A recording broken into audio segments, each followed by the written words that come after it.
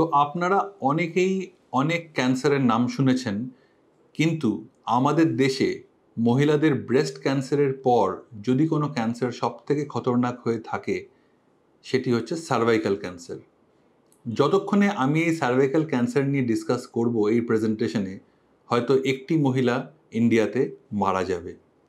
পুরো বিশ্বে সারা বছরে 7 লক্ষ সার্ভাইকাল ক্যান্সার পেশেন্ট নতুন তৈরি হয় এবং তার 1/4 ইন্ডিয়াতেই থাকে।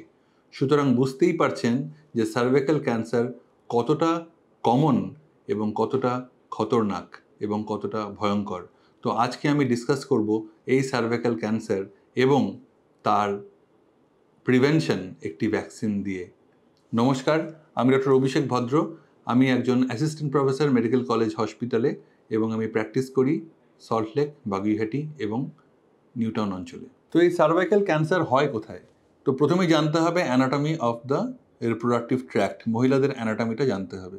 তাহলে এটিকে বলা হয় ইউটেরাস, ইউটেরাসের তলায় এই জায়গাটিকে বলা হয় সার্ভিক্স, সার্ভিক্সের নিচে হচ্ছে ভেজাইনা এবং ভেজাইনার বাইরে এটাকে বলা হয় ভালভা।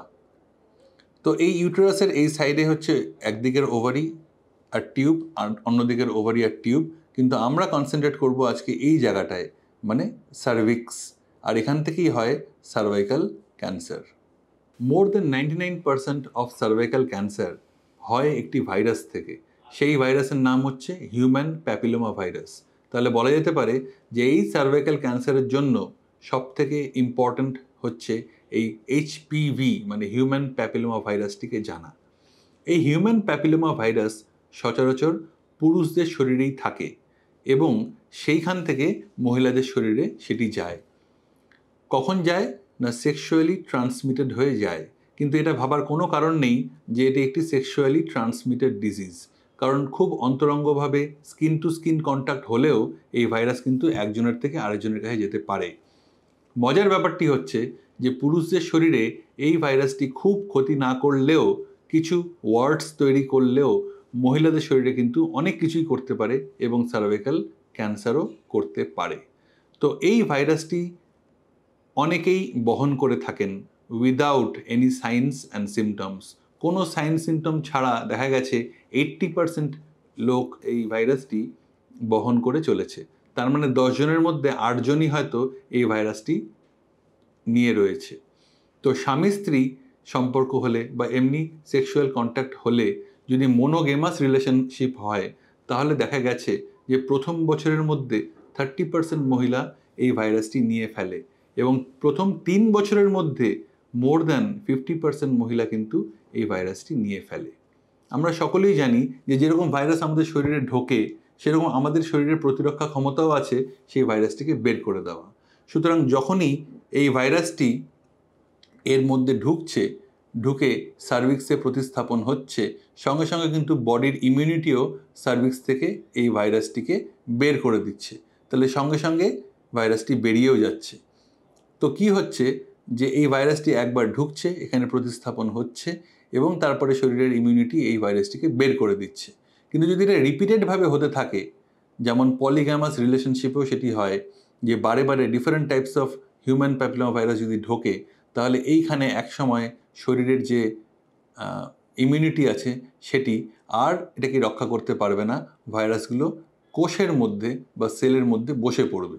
একবার যদি ভাইরাস মানে হিউম্যান প্যাপিলোমা ভাইরাস কোষের মধ্যে বা সেলের মধ্যে বসে পড়ে, তাহলে সেখান থেকে তৈরি হবে ডিসপ্লেশিয়া। ওই ডিসপ্লেশিয়াটি অনেক দিন থাকতে থাকতে থাকতে থাকতে কি তৈরি হবে না, নিওপ্লেশিয়া বা ক্যান্সার। এটি একটি অনেক দিনের ব্যাপার। মানে যদি আমি ভাবি 20 বছর বয়সে ভাইরাসটি ঢুকলো, তাহলে তার আরও 20 থেকে 30 বছর বাদে সার্ভাইকাল ক্যান্সারটি হবে। সুতরাং এরকম না যে ভাইরাস আজকে ঢোকা মানেই কালকে তার ক্যান্সার হয়ে যাচ্ছে, অনেক দিন সময় লাগে। ওই জন্য এটি কেন বললাম, কারণ আমাদের হাতে অনেক সময় রয়েছে, আমরা প্রিভেন্ট করতে পারবো এই ভাইরাসই যেন একটি মহিলার শরীরে না ঢুকতে পারে। তো তাহলে আমাদের কি করতে হবে? এই ভাইরাসটির এগেনস্টে অ্যান্টিবডি ডেভেলপ করার জন্য ভ্যাকসিন দিতে হবে। সেই ভ্যাকসিনটির নাম হচ্ছে এইচপিভি ভ্যাকসিন। তাহলে কখন এই ভ্যাকসিনটি দেওয়া উচিত? এই ভ্যাকসিনটি দেওয়া উচিত ছোট মেয়েদের, সারা বিশ্বে রেকমেন্ডেশন হচ্ছে 9 থেকে 14 বছর বয়সী ছোট মেয়েদেরকে যদি ভ্যাকসিনেট করে দেওয়া যায় তাহলে তাদের মধ্যে এমন ইমিউনিটি ডেভেলপ করে যাবে যে ভবিষ্যতে তারা যখন বড় হবে তাহলে তাদের কাছে এই ভাইরাসটি ঢুকলেও সেখানে প্রতিস্থাপন করতে পারবে না, ভাইরাসটি শরীর থেকে বেরিয়ে যাবে।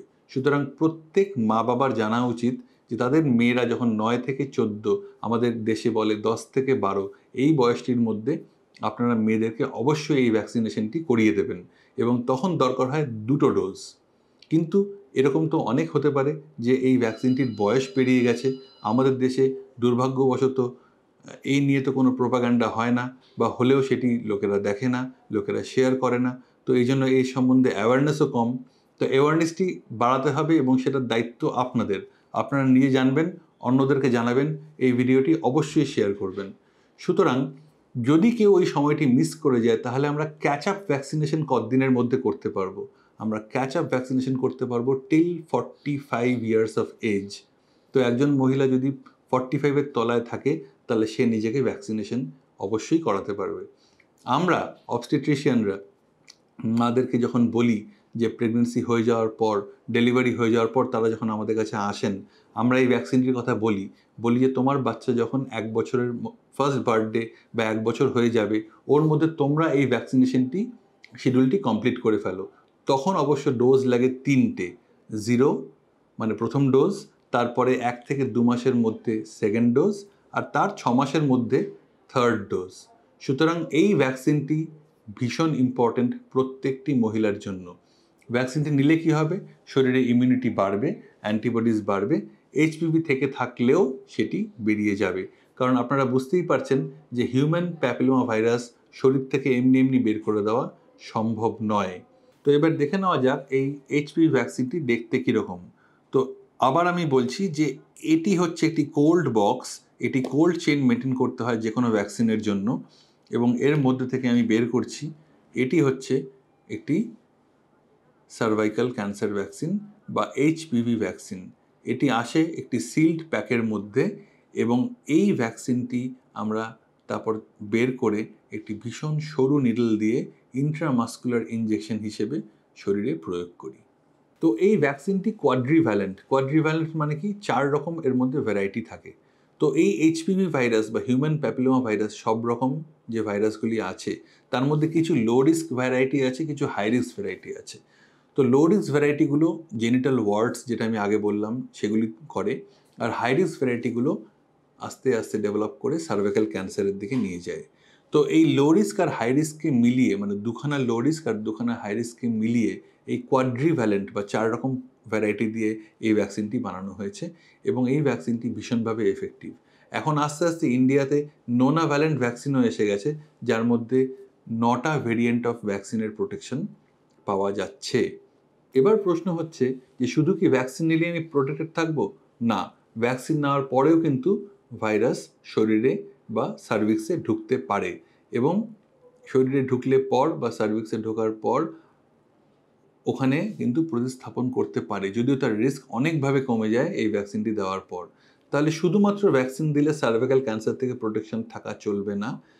কি করতে হবে? না, স্ক্রিনিং করতে হবে। প্রত্যেকটি মহিলার সার্ভিক্সকে স্ক্রিনিং করতে হবে। ওয়েস্টার্ন ওয়ার্ল্ড বা ফার্স্ট ওয়ার্ল্ড কান্ট্রিগুলোতে ওদের প্রত্যেক 5 বছর অন্তর অন্তর প্রত্যেক মহিলাকে সার্ভাইকাল স্ক্রিনিং করা হয়। কিন্তু দুর্ভাগ্যবশত আমাদের এখানে কিন্তু কোনো মহিলাই তার লাইফ টাইমে হয়তো একবারের জন্য সার্ভাইকাল ক্যান্সার স্ক্রিনিংয়ে বা সার্ভিক্সটিকে স্ক্রিন করা হয় না। তো এই সার্ভিক্স স্ক্রিনিং বা সার্ভাইকাল স্ক্রিনিং জিনিসটি কি, চলুন দেখে নিই। তো এই সার্ভাইকাল স্মিয়ার একসময় করা হতো প্যাপ স্মিয়ার আয়ার স্প্যাচুলা দিয়ে, কিন্তু এখন আরও উন্নত মানের টেস্ট বেরিয়ে গেছে। এটিকে বলা হয় লিকুইড বেসড সাইটোলজি। মানে এই লিকুইডটি থাকবে, এর মধ্যে যে সেলসগুলো আমরা পাবো সেগুলিকে আমরা পরীক্ষা করে দেখব। কিভাবে স্টার্ট করব? তাহলে আপনাদেরকে বলেছি যে এটা মানে সার্ভিক্স। আমরা ভ্যাজাইনা দিয়ে এই ব্রুমটাকে ঢুকিয়ে দেব, ঢুকিয়ে আস্তে করে ভীষণ জেন্টলি এই সেলগুলোকে স্ক্রেপিং করে নেব, নিয়ে যখন বের করে আনবো, করে এই ব্রুমটিকে আমরা এই লিকুইডের মধ্যে ঢুকিয়ে দেব, ঢুকিয়ে দিয়ে এই ওপরটিকে ভেঙে দেব। এই জিনিসটি ভেতরে থেকে যাবে, এই পুরো জিনিসটি চলে যাবে সেন্টারে, ডায়াগনস্টিক সেন্টারে যে ডাক্তারবাবুরা রয়েছেন ওনারা মাইক্রোস্কোপের তলায় এই পুরো জিনিসটি দেখবেন, দেখে নির্ধারণ করবেন যে সেলগুলির মধ্যে এইচপিভি ইনফেকশন রয়েছে কিনা, অথবা সেলগুলিতে কোনো ডিসপ্লেশিয়া বা নিওপ্লেশিয়া ডেভেলপ করছে কিনা। তো এরকমভাবে সার্ভাইকাল স্ক্রিনিংটি কমপ্লিট হয়। তাহলে সার্ভাইকাল ক্যান্সার প্রিভেনশনের জন্য আমরা কি জানলাম? যে আমাদের হাতে দুটি অস্ত্র রয়েছে। প্রথম অস্ত্র হচ্ছে ভ্যাকসিন, যেটি দিয়ে আমরা ভ্যাকসিনেশন করতে পারবো, আর দ্বিতীয় অস্ত্র হচ্ছে লিকুইড বেস সাইটোলজি বা প্যাপ স্মিয়ার, যেটা দিয়ে আমরা সার্ভিক্সটাকে স্ক্রিন করতে পারবো। আমাদের দেশে আমি সবসময় অ্যাডভাইস করি যে একজন মহিলা তার জীবনে অন্তত একবার হলেও বা দুবার হলেও তার সার্ভিসটিকে স্ক্রিন করুন, কারণ cervical screening is very important. অন্য দেশের মতো বা ওয়েস্টার্ন কান্ট্রিজের মতো প্রত্যেক 5 বছর বা 3 বছর না হলেও সারা জীবনে একবার বা দুবার আপনাদের সার্ভিক্সটিকে স্ক্রিন করাতেই হবে, এবং সেটি 25 বছর বয়স থেকে শুরু হয়ে 65 অবধি আপনাদের স্ক্রিনিংয়ের মধ্যে নিজেকে রাখতে হবে। যেরকম ব্রেস্ট ক্যান্সার নিয়ে আপনারা সচেতন, সেরকম সার্ভাইকাল ক্যান্সার নিয়েও আপনাদের সচেতন হতে হবে। তাহলে আমরা সামারি কী করে করব? সামারাইজ এভাবেই করব যে সার্ভাইকাল ভ্যাকসিন নিতে হবে 9 থেকে 14, 10 থেকে 12, এই বয়সটা ভীষণ ইম্পর্ট্যান্ট, ইয়ং মেয়েদের নিতেই হবে। যদি সেক্সুয়াল ডেবিউ হয়ে যায় তারপরেও ভ্যাকসিনটি কার্যকর, কারণ এরকম নয় যে একটি এইচপিভি ভাইরাসের ভ্যারিয়েন্ট থেকেই হবে, 4-5 রকম ভ্যারাইটি থেকেও হতে পারে। সুতরাং একটি দিয়ে ইনফেকশন মানে যে অন্যটি দিয়ে হবে না তা নয়। তো ভ্যাকসিনেশন ইজ অলওয়েজ এসেনশিয়াল। এমনকি পোস্টপার্টাম মা, মানে যাদের ডেলিভারি হয়ে গেছে, তারাও এই ভ্যাকসিনটি নেবেন, কারণ ক্যাচ আপ ভ্যাকসিনেশন কিন্তু 45 ইয়ার্স অবধি চলতে পারে। কিন্তু এটাও জানতে হবে যে শুধুমাত্র ভ্যাকসিনেশন করলেই আপনাদের হবে না, ভ্যাকসিনেশনের সাথে স্ক্রিনিং মানে সার্ভাইকাল ক্যান্সার স্ক্রিনিং বা সার্ভিক্স স্ক্রিনিং আপনাদের করতে হবে। তো এই ছিল আজকে আমাদের সার্ভাইকাল ক্যান্সার স্ক্রিনিং এবং সার্ভাইকাল ক্যান্সার ভ্যাকসিনেশন নিয়ে আলোচনা। নমস্কার।